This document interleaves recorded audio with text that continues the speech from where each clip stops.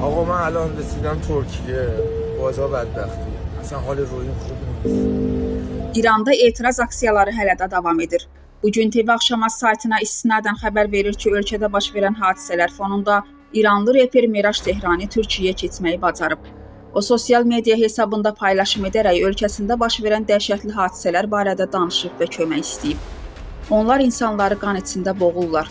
Üzərlərinə birbaşa atəş açır, onları amansızca qətlə yetirirlər. Küçələrdə insanlar, uşaqları öldürürlər. Tehrandan bütün beynəlxalq uçuşlar dayandırılıb. Güclə oradan çıxa bildim. Həqiqətən özümü pis hiss edirəm. Bunu İranda olmayınca başa düşə bilməzsiniz. Kömək edin. Xarici ölkələr yardım etməlidir. Mən İranda cəhənnəmi gördüm. O بدبختی یه پرواز ایرانی پیدا کردم.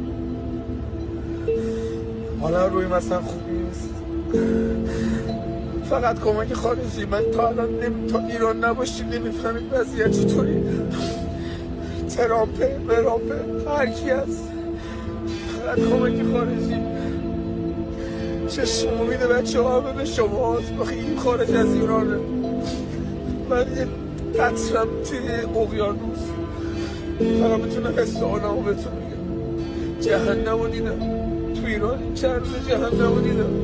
گناه داریم. خیلی گناه داریم. Hüsniyə Salmanova, Samir Əliyev, Bugün TV.